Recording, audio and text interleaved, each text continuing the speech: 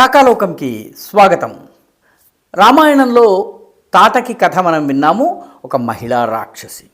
అదేవిధంగా మహాభారతంలో కృష్ణుడి కథలో మనము పూతన కథ విన్నాము, ఒక మహిళా రాక్షసి.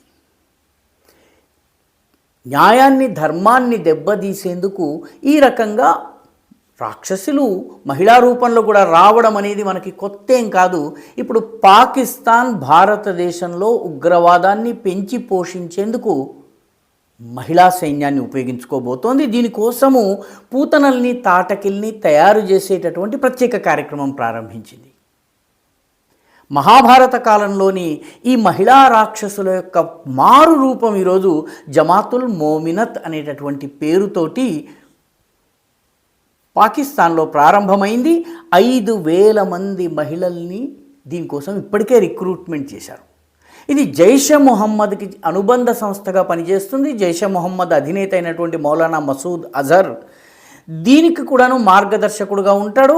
ఆయన ఒక ట్వీట్ ద్వారా స్వయంగా తాము మర్కజ్ ఉస్మాన్ ఓ అలీ అనేటటువంటి తమ ప్రధాన కార్యాలయం ఏదైతే ఉందో ఆ ప్రధాన కార్యాలయంలో ఈ 5,000 మందికి సంబంధించినటువంటి రిక్రూట్మెంట్ చేశామని చెప్పి ఒక ట్వీట్ చేశాడు బహిరంగంగా.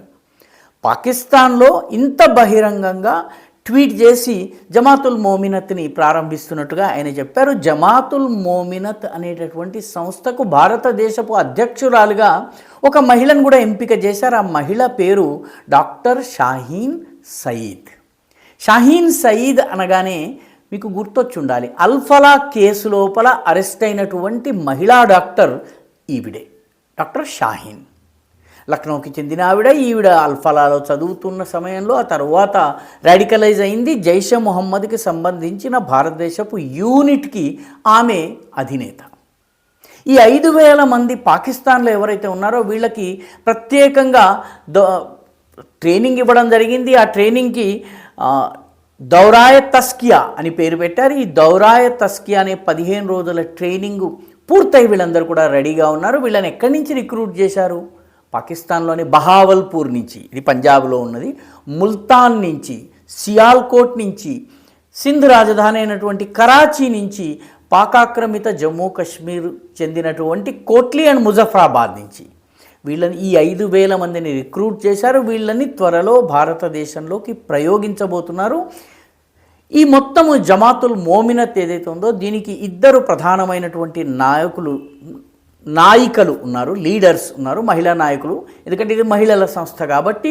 దీనిలో ఒక ఆవిడ పేరు సాదియా అజహర్. ఈమె మౌలానా మసూద్ అజర్ చెల్లెలు. ఈమె భర్త పేరు యూసుఫ్ అజర్. ఈ యూసుఫ్ అజర్ ఇటీవల భారతదేశం నిర్వహించినటువంటి ఆపరేషన్ సింధూర్లో చనిపోయాడు.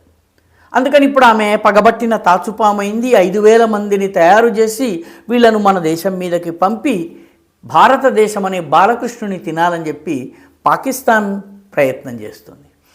దీనికి ఇంకొక నాయకురాలు ఉంది, ఆమె పేరు అఫీరా. ఈ అఫీరా భర్త పేరు ఉమర్ ఫారూక్. ఈ ఉమర్ ఫారూక్ పుల్వామా దాడిలో కీలకమైనటువంటి పాత్రధారి. 2019లో జరిగినటువంటి పుల్వామా దాడిలో అతనిని ఆపరేషన్ సింధూర్ ముందు మన వాళ్ళు ఏవైతే పహల్గాం దాడి తరువాత చేసినటువంటి దాడుల్లో ఇతన్ని చంపేశారు. పర్యవసానంగా వీళ్ళిద్దరూ ప్రస్తుతము ఈ 5,000 మందిని తయారు చేసి భారతదేశం మీదకి పంపేందుకు సంసిద్ధంగా ఉన్నారు. అయితే ఇలాంటి ప్రలంబాసురుడు లేకపోతే రకరకాల తృణావర్తుడు ఈ చిన్నపాటి రాక్షసులందరినీ ఎలా తట్టుకోవాలో, తాటకులు పూతనలను ఎలా తట్టుకోవాలో భారతదేశంలో మొదటి నుంచి తెలుసు. పెద్దగా సమస్య లేదు. కానీ గమనించవలసినటువంటి ముఖ్యమైన విషయం ఏంటంటే భారతదేశంలో విధ్వంసం సృష్టించే ఏ అవకాశం వచ్చినా పాకిస్తాన్ దాన్ని వదులుకునేందుకు సిద్ధంగా లేదు. ఈ వీడియో మీకు నచ్చినట్టయితే లైక్ చేయండి, షేర్ చేయండి, ఈ ఛానల్కు సబ్స్క్రైబ్ చేయండి. మీ అభిప్రాయాన్ని కమెంట్ల రూపంలో తప్పనిసరిగా పంపించండి.